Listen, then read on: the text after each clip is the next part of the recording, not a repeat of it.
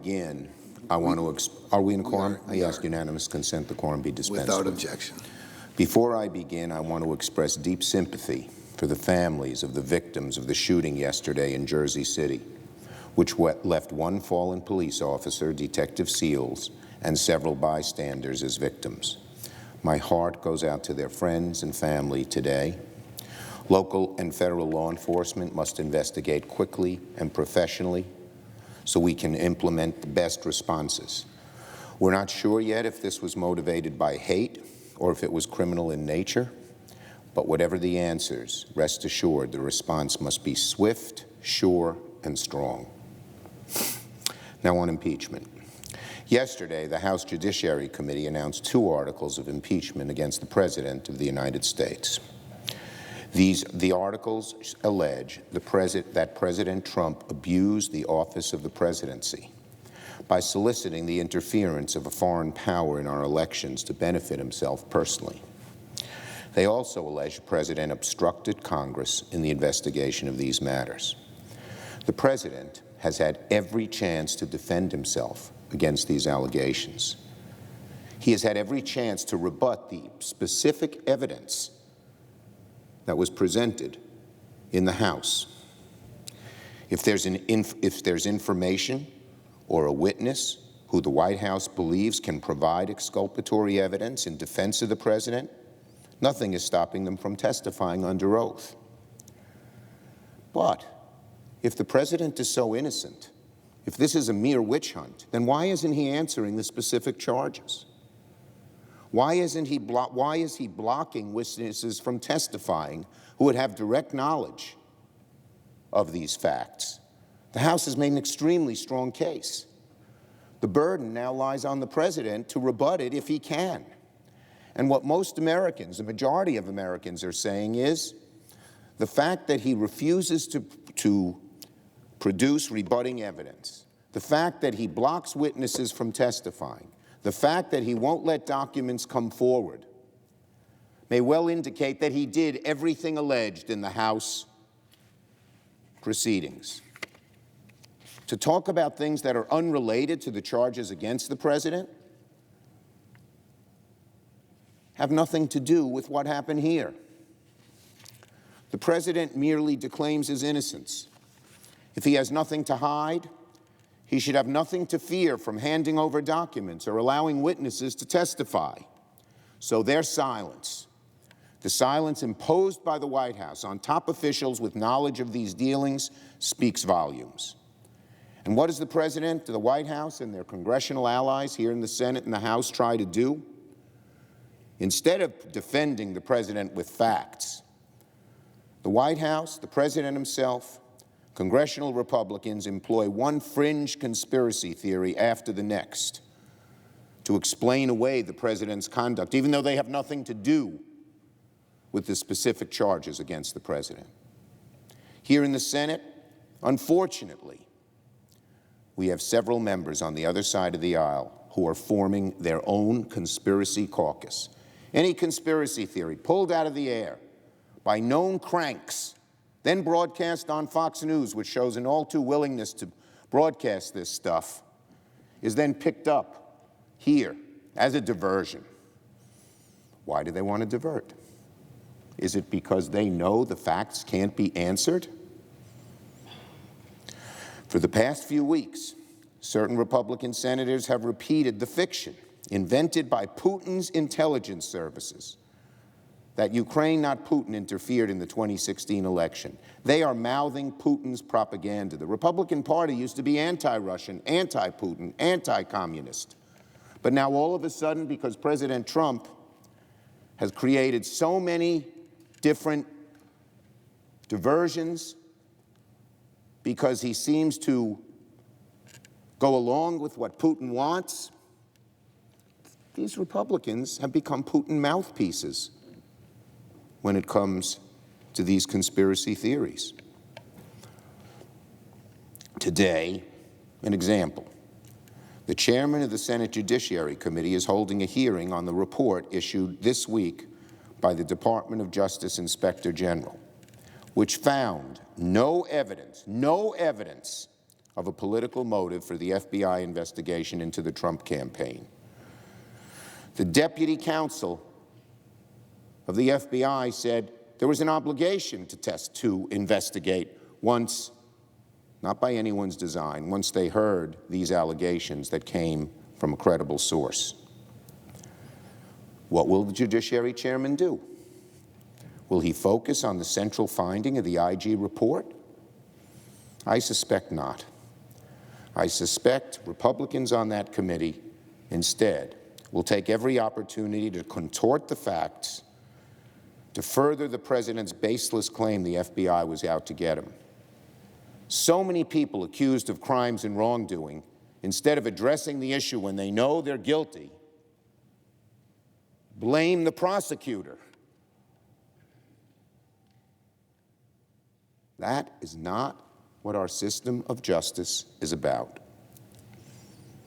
But, astonishingly, that's what the chief law enforcement officer of the land, the Attorney General of the United States, did yesterday in interviews, contradicting the findings of his own Inspector General, someone who had studied the case for months, someone who the Attorney General himself had recently praised as fiercely independent and a superb investigator. What Attorney General Barr did was push the false narrative that the FBI acted in bad faith when it investigated the Trump campaign. Attorney General Barr has signed himself up to be a charter member of the conspiracy caucus. The real bad faith is the relationship between the Attorney General and his oath of office. He did not swear to, quote, support and defend President Trump. But that's what he's done as Attorney General. And it's deeply, dangerously corrosive to the primary rule of law in our constitutional system. At the same time, Attorney General's handpicked prosecutor, John Durham, put out a ridiculous statement on Monday, criticizing the findings of the IG report. Durham used to have some credibility as a no-nonsense prosecutor. But when Barr chose him, I said, uh-oh, because Barr's not a down-the-middle guy. And by putting out a hugely partisan political statement on a pending investigation he is doing, Mr. Durham has signaled to the world he's not capable of producing a report that anyone can take seriously. Unfortunately, Mr. Durham, like too many others, has aligned himself with Attorney General Barr and consigned himself to the world of alternative truth facts, many of them on the fringe. Whatever reputation Durham had for fairness is now in tatters. Now, Mr. President, there's a possibility that the Senate will be served with the articles of impeachment for the President from the House. We may soon, in all likelihood, confront the demands of hosting a trial for the Chief Executive and serving as judges and jurors in determining the fate of that trial. With such a weighty constitutional responsibility on the horizon, I implore my colleagues to stop dipping their toes in the murky waters of conspiracy. You to the facts. Don't prejudge the outcome. Remember our oaths to the Constitution, our responsibility to do impartial justice in the Senate trial. That is our responsibility. History will judge whether we lived up to it or not. Now on the recent decision about the wall by a federal court in Texas.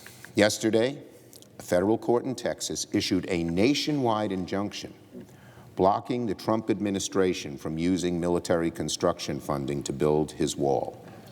The decision confirms what many Democrats and a few Republicans in the past have said. The President's emergency declaration, which allowed the administration to steal funds from military families to pay for a wall President Trump promised Mexico would pay for, is an outrageous legal power grab. The injunction is a win for the rule of law. It should serve as a warning to Republicans in Congress and the Trump administration that the power of the purse, given exclusively to Congress by the Constitution, cannot be usurped. At his rally last night, President Trump said, The courts are siding with me on the wall. He hadn't read the decision. He's already built so much of the wall. Well, thank you, President Trump. You have just buttressed a portion of the wall that President Obama built. Nothing new. As we look ahead to concluding negotiations on appropriations before the end of the year, my Republican colleagues should remember that a federal court ruled the Trump administration was beyond its legal right when it took funding from other sources to build a wall. The Van Dyke nomination. Today, the Senate will vote on the confirmation of Lawrence Van Dyke to serve on the Ninth Circuit Court of Appeals. After seeing so many radical and unfit judicial appointments over the past few years, I'm almost surprised President Trump is still able to find nominees like Mr. Van Dyke, who is unqualified even in comparison to some of the worst nominees we've seen under this administration. Van Dyke has a history of bigoted writing about LGBTQ Americans, radical views on even the most common-sense gun safety legislation, and approving hostility to reproductive rights. On top of his radical views, Van Dyke has received stunningly negative reviews on his qualifications and temperament. The American Bar Association doesn't do this much, but it rated him not qualified. In over 60 interviews with Van Dyke's colleagues, he was described as, quote, arrogant, lazy, an ideologue, and lacking in knowledge of the day-to-day practice, including procedural rules, unquote. It went on to say, quote, the nominee lacks humility, has an entitlement temperament, does not have an open mind, and does not always have a commitment to being candid and truthful. This is who we're voting on today, my Republican friends. What is going on here? Because someone is hard, right, and radical, we excuse all of their personality defects found by the ABA? And, amazingly, this is someone not even for a district court, but the circuit court. This is getting to the point of utter absurdity. For obvious reasons, both home state senators objected to Van Dyke's nomination. In the past, the Senate would respect those objections. It would be a check on someone so unqualified on getting to the bench. But Leader McConnell and Senate Republicans are in such a rush to fill the bench with these hard-right nominees, they've blown through Senate traditions and most standards of reason and good judgment.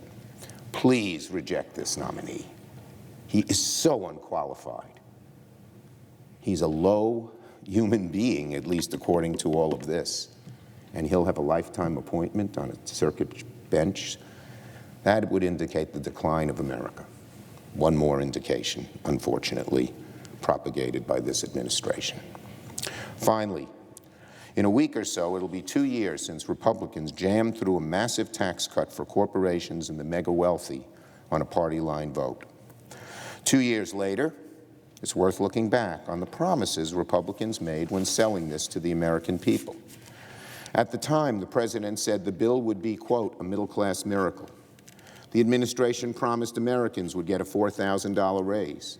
Congressional Republicans said giving corporate tax cut would boost jobs and investment. 2 years later, it's clear the tax bill has failed to live up to any of those sunny predictions. Middle-class wages still aren't growing fast enough to keep up with the cost of living. Businesses aren't investing their newfound profits in jobs or wages. In fact, since the passage of the Trump Republican tax bill, while capital expenditures by businesses remain low, that's investing in jobs and equipment and things that employ people and give them better wages, that's low, while corporate stock buybacks, which benefit by and large wealthy shareholders, explodes, setting annual records.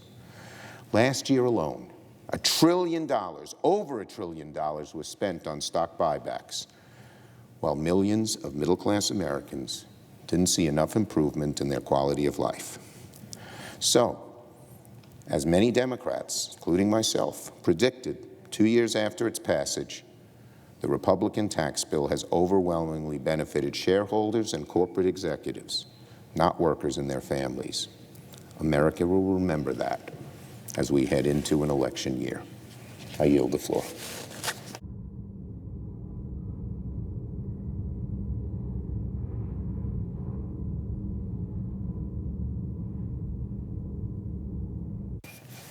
Mr. President. Senator from West Virginia. Mr. President, I rise today, and I want to make it very clear, and it's going to be very short and succinct, that time is running out on our coal miners. We need to fix this now, not in 2020, but now, and I'm going to explain why. We have over 13,000 coal miners who will lose their health care, and 82,000 coal miners who will lose their pensions next year if we do not do something now. And that is why I'm standing here before you. That's why I'm putting a hold on all legislative business coming through the Senate until we get assurances. This is not who I am. It's not, anybody knows me, knows I don't do this. But I am so committed to the people that built this country, and a commitment that we've had in the 1946 agreement with the federal government that they would be able to have a pension and retirement for the very difficult, very dangerous hard work that they do. And they weren't asking taxpayers or anyone else to bail them out. It was coming from the sale of the product, the coal that they mine for the energy for this country. Only my bill, which is the Bipartisan American Miners Act, has bipartisan support on both sides, here in the Senate and over in the House. And I know if Congress passed it, that President Trump would sign it. I know that. And can you imagine being one of the coal miners trying to enjoy your holidays this year, knowing that you might wake up January 1st with no health care coverage and a reduction in your pensions? Let me explain to you the pensions. The average pension of a coal miner, most of these are widows now because the miners might have passed away. Most of them are widows, is $600 or less. So we're not talking about thousands of dollars. We're not talking about that whatsoever. And this is all the means of sustaining a quality of life or helping them through a quality of life. These coal miners and their families deserve the peace of mind knowing that the health care they've earned, the pensions that they paid, this is things that they've paid into and earned. They didn't take home this money. It stayed right there in investments. We can give them that peace of mind today, and no legislative business will pass without coal miners first.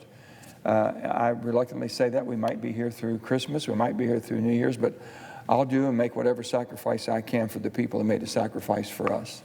And that's the coal miners that provide the energy for us to be the greatest nation on earth, for us basically to be the superpower of the world and to be the leader of the free world. And it's because of the energy they've produced. If we can't honor that, then what do we honor? Who do we honor? And what's our purpose of being here?